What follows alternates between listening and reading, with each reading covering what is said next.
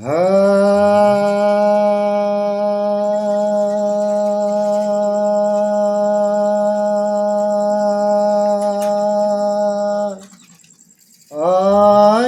timirang dasang janang salakaya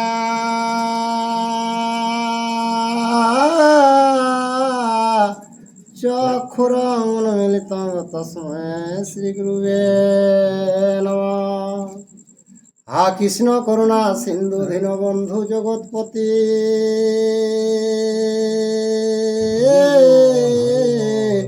Gopesh গোপিকা কান্ত রাধাকান্ত নমস্তুতে। জয় সনাতন ভট্ট রঘুনাথ শিবজি গোপাল ভট্ট দাস রঘুনাথ। এই ছয় গোসাই যবে ব্রজে কৈলবাস রাধা কৃষ্ণের নিত্য লীলা হইল প্রকাশ।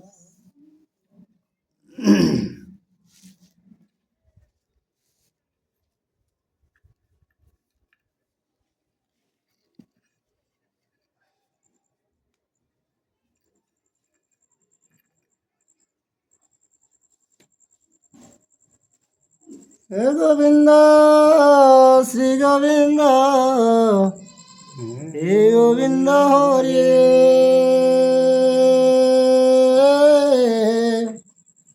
রক্ষা কর রমানাথ মুকুন্দ মুরারি।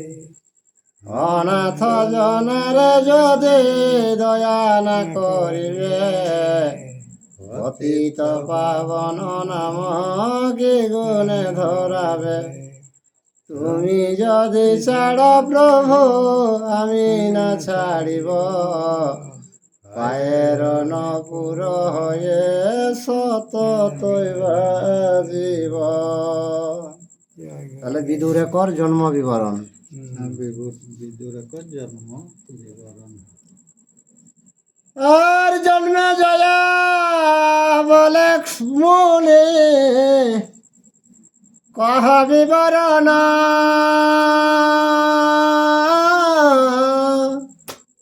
যময়াসি জন্ম নিল কিসের কারণ।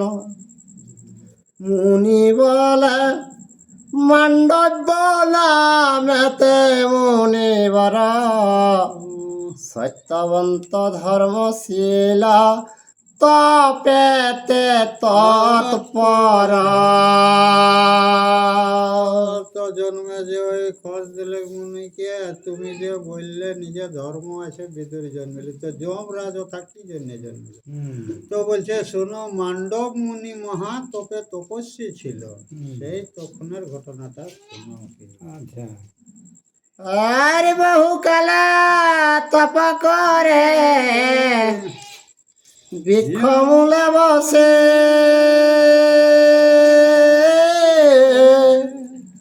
ঊর্ধ্ববাহু মৌন ব্রতে সদাই উপবাসী। হেন মতে বহু কাল আছে মুনিবর দৈবে একদিন তথা নগর ভিতর। তো মান্ডব মুনি কিনা গেলা है गाछे के ऊपरे मोटरा हेड देके के आ पा गेला ऊपर दिखे के बहुत दिन तो पैसा केला होना हारे कोनो हार नहीं। अच्छा। तो एक दिन यहाँ ग्राम में किना घटे আর চুরি করে নগরেতে চরগণ যায়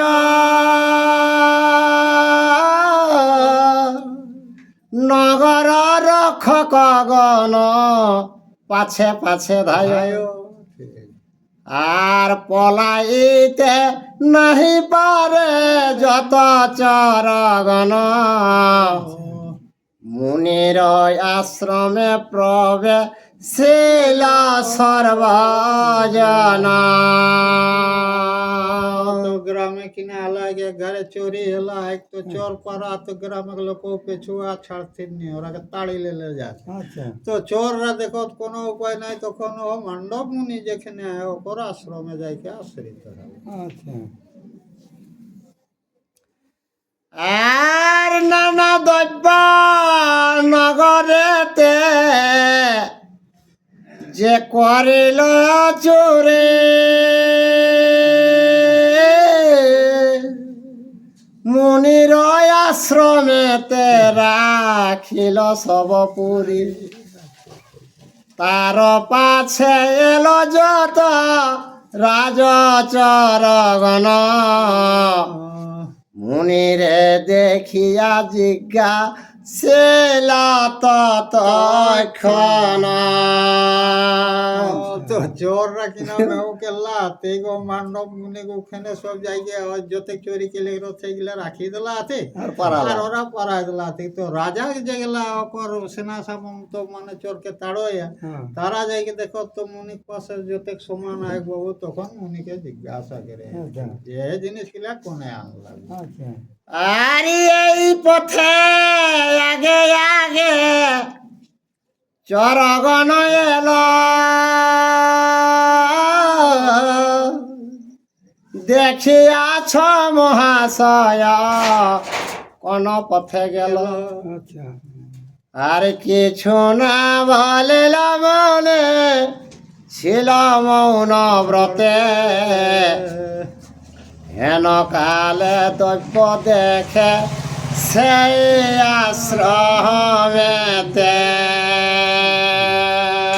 তো রাজা কে জায়গায় সে দেয়া দেখে হে মুনি এগুলা কে আনলো এথা তো মুনি ও মনোবর্তে রেলা কোনো উত্তর কেড়েননি তো যতে চোরিকে আনলা তো রাজা সেই সমানটা দেখি পাও তো করে কাছে আর ওই মনোবর্তে কোনো উত্তর দেননি আচ্ছা আর ভ্রমিতে ভ্রমিতে তথা দেখে চরগণ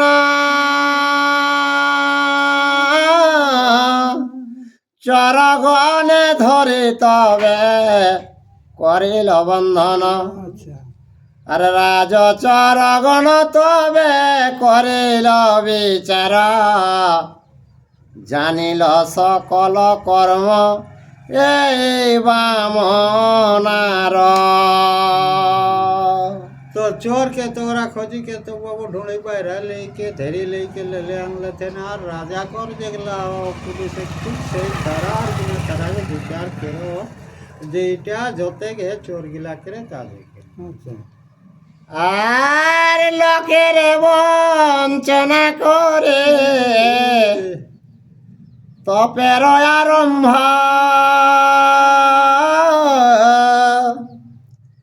ইহারে বন্ধন কর না কর বিলম্ব চরগণ সহিত বাঁধিয়া নিল তারে চর ধরিলাম বলে জানায় রাজারে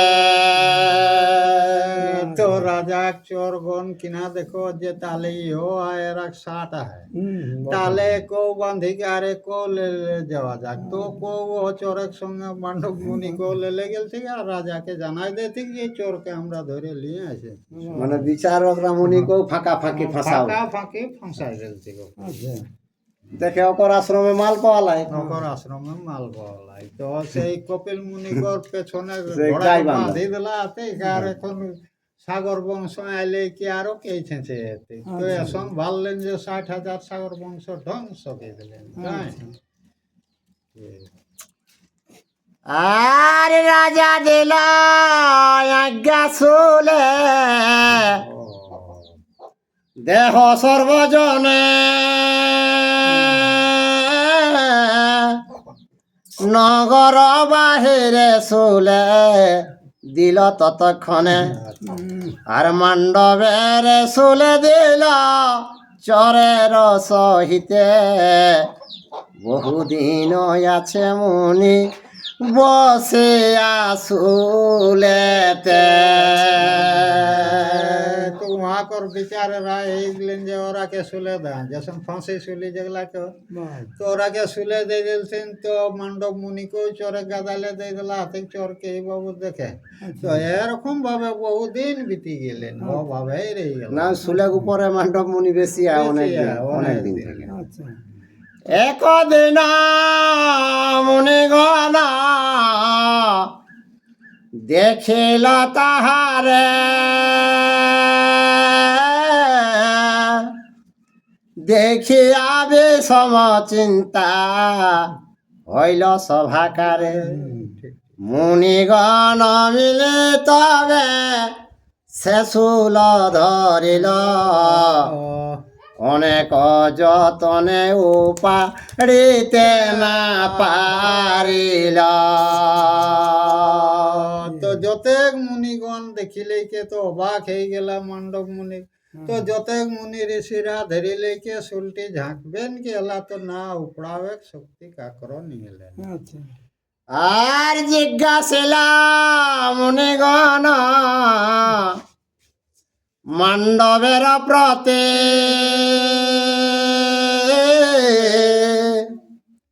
কোন পাপে মুনি তব এতে দুর্গতি।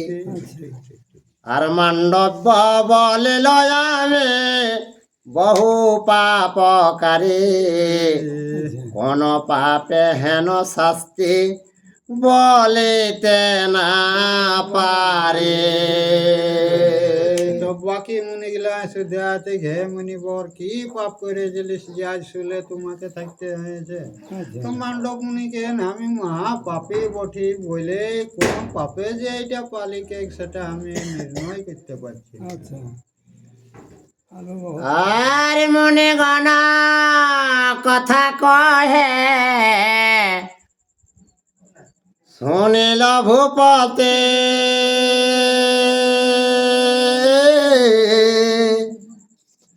শুলেতে ছয়ে মনে রাজা ভীতয়তি। মন্ত্রী সহ তথায় লেন শীঘ্র গতি, অশেষ বিশেষে মুনি বরে করে স্তুতি। তো মুনিগণের সঙ্গে যখন মান্ডব মুনি ওরকম গল্প করে সেইটা আমাকে রাজায় শুনি পালাম মহারাজ। তখন মনে মনে গেছিলাম আমরা মুনি ঋষিকে শাস্তিটা দেওয়াটা তো আমরা অনুচিত লাই। তখন ওই মন্ত্রী বর্গকে লেকে আর মান্ডব মুনি কাছে যাইলে লেকে আর তুতি ভক্তি করে শুরু করলাম। আর না জানিয়া কর্ম হেন করিনু দুষ্কর,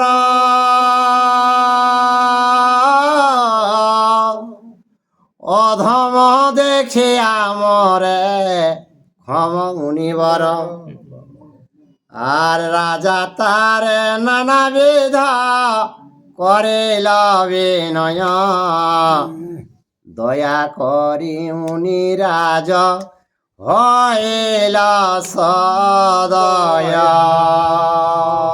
তো রাজা যাইলে লেকে পায়গিরি কে ঘে মুনিবর আমি না জানে কে তোমাকে শাস্তিটা দেওয়া হয়েছে, যতবার দোষ করেছি সেগুলা আমার মুখ দেখে তুমি সব ক্ষমা চাইলে। তখন ওকর অতুতি ভক্তিটা দেখিলে কে মুনি মনের মধ্যে একটা দয়া উঠল।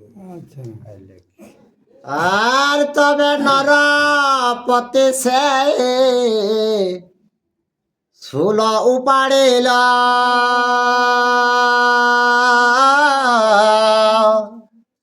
আরে মনে অঙ্গ হইতে শূল কাড়িতে নারিল।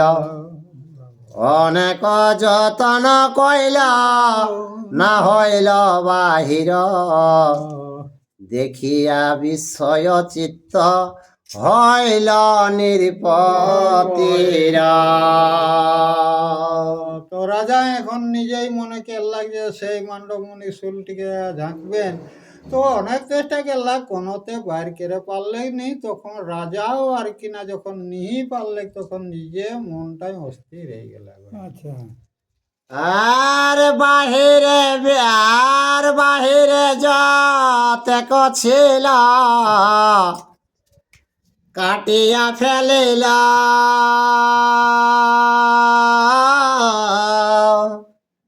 ভিতরে যে কিছু ছিল ভিতরে রহিল তথাপি অদুঃখ মন নাহি কমুনির নাহি বেদনা চিত্তে প্রফুল্ল শরীরা। রাজাই তখন কিনা গেলাক বাহারে যে চুলটি রেলি সেটি কই সেম সেমে কাটিয়ে দিলে আর ভিতরে যত্নটা এই সেটা রয়ে গেলে কিন্তু লোক শরীরে কিন্তু মুনি বরেক সেটার জন্য কোনো ব্যতীতও নাই আর কোনো মনের মধ্যে ফিকিরও নাই, আনন্দ সহকারে। আর মুনি গর্ভে যুক্ত শূল লোকে অসম্ভব্য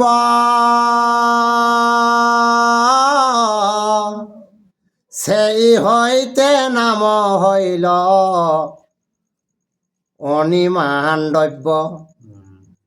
একদিন মুনিবারা ভাবিল অন্তরে কোন পাপে ধর্ম শাস্তি দিলেন আমারে।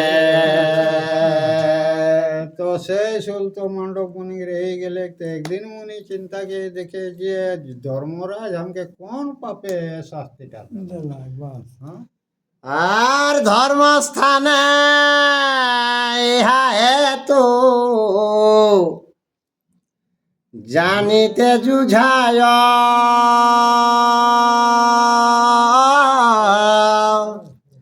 কোন পাপে হেন শাস্তি করিল আমায়। তবে মুনিবর গেলা ধর্মের সদন কহিল তাহারে সব নিজ বিবরণ। তো কোন পাপে ধর্ম আমাকে শুল দিলা এটা তোকে শুদ্ধিয়াটা তো আমার করতে হবো। একে কে মান্ডব মুনি ধর্ম কাজ চলে গেলা আর নিজে খ্রিস্টিটা সকল আর কিনা ধর্মকে শোনালে। আর কহ ধর্ম রাজমরে ইহার কারণ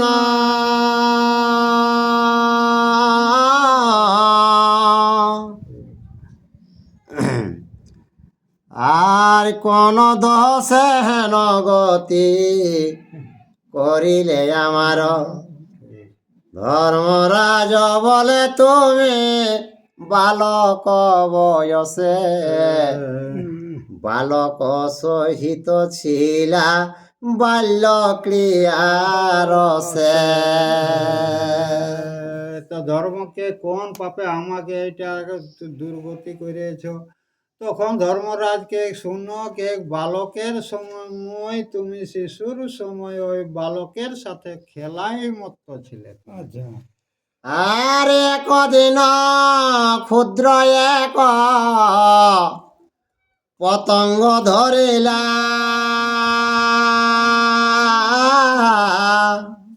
আর ইসিকাতে তার বুঝছে তুমি শুল দিলা তাহার উচিত শাস্তি পাইলে আপনি যাহা করি তাহা ভুঞ্জি কহে বেদবাণী।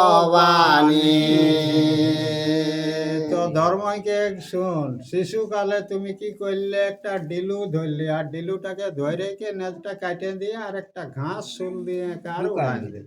তো যে কর্মটা যে করে তাকে তো ভুগতেই হয়, সেই কারণে তুমি এই শুলটা পাই। তো ছৌলা কর শিখি ওরকম বাঙালিরা কেড়ে তো হ্যাঁ দেখে মান্ডব মুনি সেটা 3 বছর বয়সে শিশুকালে ওটাকে রে তারপর পাপে ওটাকে শুল। আর এত শোনে মহাক্রোধে বলে তপধান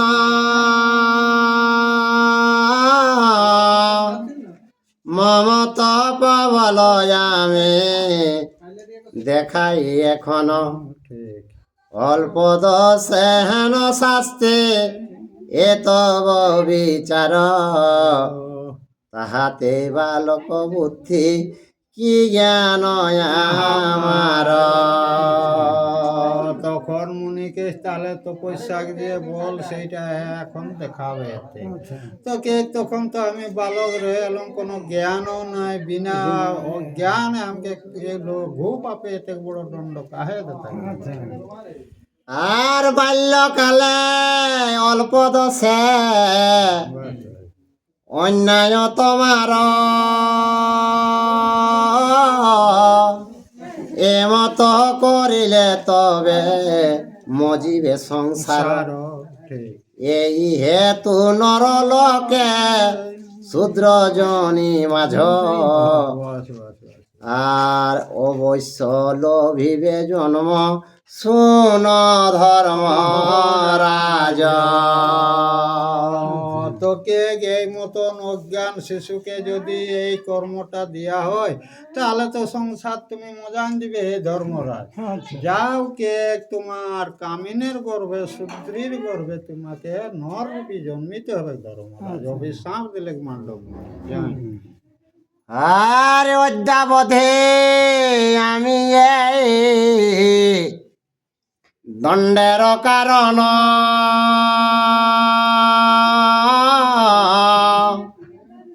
করিতেছি এই রূপ নিয়ম স্থাপন। আর 5 বর্ষ পর্যন্ত যতেক করে পাপ তোমার সদনে তার নাহি ক সন্তাপ। বাড়াই দিলে মানব মুনি তখন তপস্যা বল দেখাও লাগবো 3 বছর ওটাকে রে বয়সে, সেই জন্য অত বড় শুল পাওলে। তখন কে একটা নিয়ম, তাহলে আমি 2 বছর বাড়াই দেন, 5 বছর কে লেখে 5 বছর বালক সময় যেটা কেতা, কিন্তু ধর্মের খাতায় ওনা তোকে কলম চালাবো বসে। ওই জন্য বাচ্চা কর 5 বছর ক্ষমা থাকে, গন যাহা যেটা কেতা ওকর আর ওয়া কলম চলতে নেই। তো 5 বছরে পায়রাল পড়লেই ঘুরি দিলেই কলম চলে। সেই স্কুলে ধান তো 5 বছর নালে ভর্তি লে 3 5 বছর নাহলে ভর্তি লেখে। আর এত বলে মুনিরাজ চলিল আশ্রম।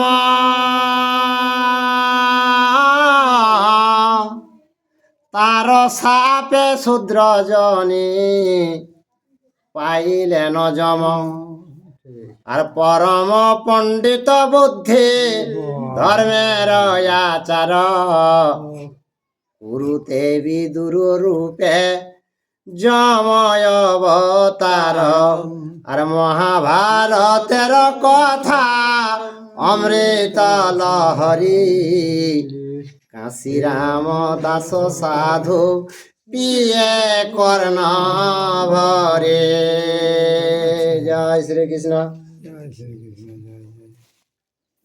ইউটিউবে যারা এই ভিডিওটা দেখছেন অবশ্যই একটা সাবস্ক্রাইব, লাইক, শেয়ার, কমেন্ট করে দিবেন।